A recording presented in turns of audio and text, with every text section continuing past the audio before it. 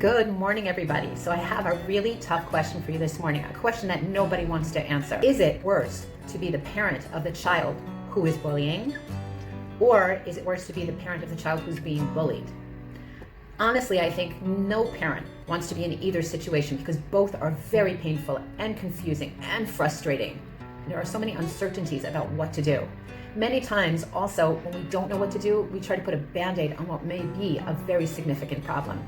This may work or appear to work in the short term, but what's really needed is long-term solutions that help our child socially, emotionally, and have a long-term positive impact. In this week's video, we're going to talk about something that I've learned through my understanding of a Montessori classroom, that we need to see the value of each individual in our communities, and the individual needs to see the importance of our communities for each individual. So before we go into how to build a child that is able to deal with a challenging social or emotional situation, I want to talk a little bit about why does a child bully?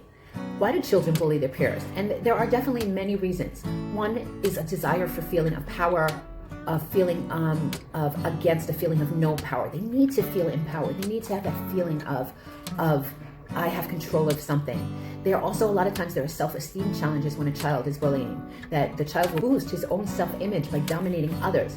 He or she needs to feel about himself a certain way and has developed a negative way to get that feeling.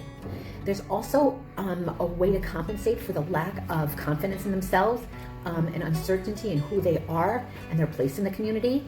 Some children also have a quick fuse. That means that their frustration level is really, really low. That could be actually a neurological problem. And it also could be that some children have developed role modeling of these behaviors from somebody who models this in a negative way. We're going to look at the other side of the coin, which is the child that's getting bullied. It's important for me that we don't ask the question, why is the child getting bullied? Because I don't think that any child deserves to get bullied. But there are certain character traits and there are certain feelings that certain children have that will allow them to be more susceptible to this type of situation. The first one I want to talk about is the desire for feeling power. Children in a bullying situation, there's a power struggle going on. So a child that already feels a lack of power in themselves, this is going to be a stumbling block for them because the other child is challenging them in this area.